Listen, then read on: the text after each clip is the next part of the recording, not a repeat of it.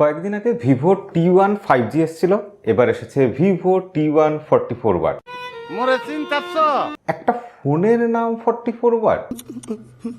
যাই হোক না কেন, নামকরণটা কিন্তু অভিনব। সঠিক বলেছেন। অবভিয়াসলি বুঝতেই পারছেন যে এই ফোনটা একটা 4G ফোন। আর এই 4G ফোনটা কেন স্পেশাল হলো, কি হলো, এর মধ্যে কি আছে, আজকের ভিডিওতে আমরা সেটাই দেখব। ভিডিও দেখতে থাকুন, সাথে থাকুন, লাইক করতে থাকুন, সাবস্ক্রাইব করতে থাকুন। আমরা ভিডিও ততক্ষণে শুরু করে দিই।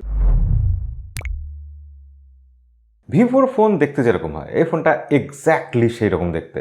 ব্রাইট, সুন্দর দেখতে, রিফ্রেশিং ডিজাইন, হালকা পাতলা, আপনার দেখলেই এটা পছন্দ হবে। ফ্রেম আর ব্যাক প্যানেলটা প্লাস্টিকেরই, কিন্তু ব্যাক প্যানেলটা প্লেন নয় পুরোপুরি। তার মধ্যে ডট ডট করে একটা কিছু রকম ডিজাইন দেওয়া হয়েছে, যে ডিজাইনটা ভালো লাগছে, অ্যাট্রাকটিভ লাগছে। এই ফোনটা তিনটে কালারে এসছে, মিডনাইট গ্যালাক্সি, স্টেরি কাই আর আইস ডন। আমাদেরটা কি কালার নাম শুনে তো বোঝা যাবে না, তবে এটার বক্সের গায়ে লেখা আছে স্টেরি স্কাই কালার। কিন্তু এই ফোনের ক্যামেরা বাম্পের দিকে যদি চোখ যায়, বড় বড় লেন্স দুটো যদি একবার দেখে ফেলেন, তাহলে আপনি চমকে উঠবেন। কোথায় যেন দেখেছেন না, 8GB 128GB ভেরিয়েন্ট, ঠিক একই দামে অফার দিয়ে 12,999 রুপিতে পাওয়া যাচ্ছে। তো ভিভো কেন আবার টি সিরিজের মধ্যে এই ফোনটাকে নিয়ে আসলো? আসলে ভিভোর টি সিরিজ ইদানিং আমরা দেখছি যে বেশ পয়সা উসুল সিরিজ হচ্ছে। তো ভিভোর ফোন আমরা যেরকম দেখি, তার থেকে এই ফোনগুলো একটু অন্যরকম। তো ভিভো ব্র্যান্ডিং এ যারা ভরসা করেন, তারা ভিভোর ফোন ছাড়া আর কিছু কিনতে চান না। তার জন্য ভিভো টি সিরিজের আন্ডারে এই ফোনটাকে লঞ্চ করলো। এই ফোনের ডিসপ্লেটা 6.44 ইঞ্চি, একটা 60 হার্টজের অ্যামোলেড ডিসপ্লে। আর আমি সবসময় হাই রিফ্রেশ রেট যুক্ত একটা IPS LCD প্যানেলের থেকে একটা অ্যামোলেড প্যানেল 60 হার্টজের হলেও সেটাই পছন্দ করব। তবে এই ফোনের ডিসপ্লেতে একটা নচ রয়েছে, যেটা বুকের মধ্যে খচ করে লাগছে। তবে এই ডিসপ্লেটার কোয়ালিটি কিন্তু নিঃসন্দেহে খুবই ভালো। অ্যামোলেড ডিসপ্লে এবং তাতে এত সুন্দর কালার দেখা যাচ্ছে, ব্রাইটনেসেরও সেরকম কোনো সমস্যা আমি পাইনি। সব মিলিয়ে ডিসপ্লেটাকে সত্যি ভালো ডিসপ্লেই বলতে হবে। এরকম পারফেক্ট ডিসপ্লে হওয়ার ফলে আর ফোনটা একটু লম্বা টাইপের হওয়ার ফলে এক হাতে ইউজ করতে কিন্তু বেশ সুবিধা হচ্ছে। ওয়ান হ্যান্ডেড ফোন এটাকে বলা যায়। এবং ফোনটা যথেষ্ট হালকাও আছে। তবে তার মানে এই নয় যে এখানে ব্যাটারি কম দেওয়া হয়েছে। এখানে 5000 mAh ব্যাটারি আছে। আর তার সাথে সব থেকে হাইলাইটেড পয়েন্ট 44 ওয়াটের একটা চার্জার পাচ্ছি আমরা। তো ভিভো এই দামের একটা ফোনে একটা 44 ওয়াটের চার্জার দিয়েছে, আবার ব্যাটারিতেও কার্পণ্য করেনি। এটা একটা বিরল কম্বিনেশন হয়ে যাচ্ছে না? এখানে যদিও ওয়াইড ওয়াইন L1 এর সাপোর্ট রয়েছে, তবে আপনি এখানে 4K তে ভিডিও দেখতে পারবেন না, 1080p তেই দেখতে হবে।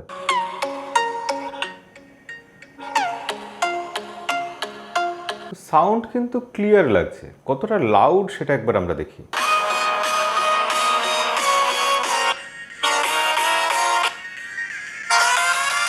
ক্লিয়ার এবং লাউড, সিঙ্গেল স্পিকার, কিন্তু তা সত্ত্বেও কিন্তু সাউন্ড কোয়ালিটি যথেষ্ট ভালোই মনে হলো। এখানে প্রসেসর দেওয়া হয়েছে কোয়ালকম স্ন্যাপড্রাগনের 680 প্রসেসর, যে প্রসেসরটা মোটামুটি ঠিকঠাক সব কাজ ডে টু ডে লাইফে করে দেয়।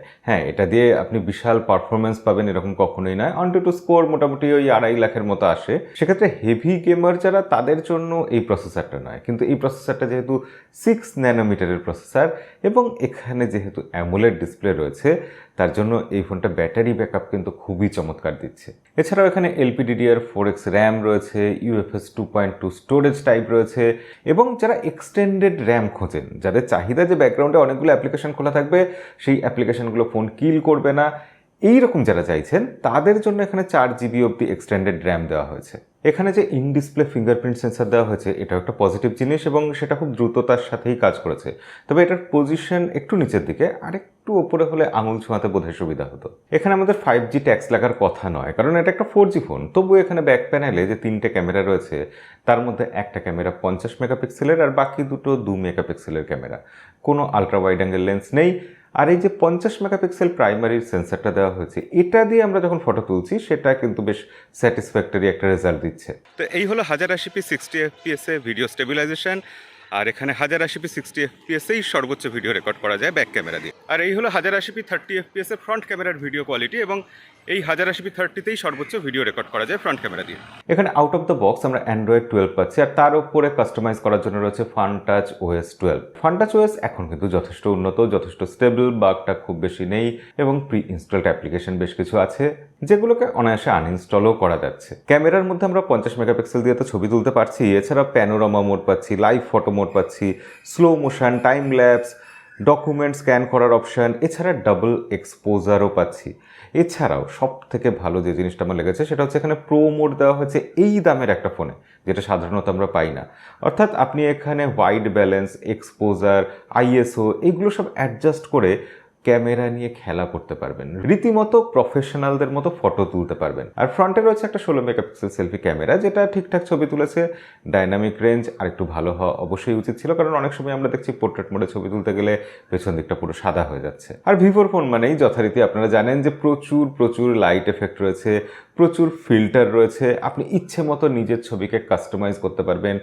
ইনবিল্ট এডিটর রয়েছে বলা যায় ক্যামেরার মধ্যে।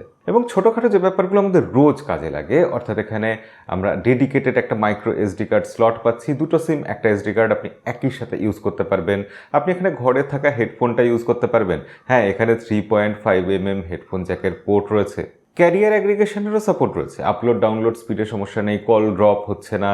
এমনি বেসিক যেসব ব্যাপারগুলো সেই সব দিক দিয়ে ভিভো একদম মোটামুটি ঠিকঠাক একটা ফোনই আমাদের সবসময় দেয়। ভিভোর এই ধারাবাহিকতাটা বরাবরই আছে, এবং সেই জন্যই ভিভোর যে ফ্যান বেস আছে তারা যাতে ভিভোর ফোনই কিনে ইউজ করতে পারে এবং এত ভালো স্পেসিফিকেশনস কম দামেই কিনতে পারে, তার জন্যই ভিভো এই ফোনটা বার করেছে। ভিভো T1 4G কেমন লাগলো আপনাদের ফোনটা? 12,999 রুপিতে এই ফোনটা আপনাদের কি মনে হচ্ছে, কতটা ভ্যালু ফর মানি মনে হচ্ছে, অবশ্যই কমেন্টে লিখে জানাবেন। আর এই ফোনটা যখন বাংলাদেশে যাবে, আমার ধারণা এই ফোনটা আন্ডার 20,000 তো অবশ্যই হবে। তো আজকের ভিডিও এই অবধি, দেখা হবে পরের কোনো ভিডিওতে। আজকের মতো বিদায়।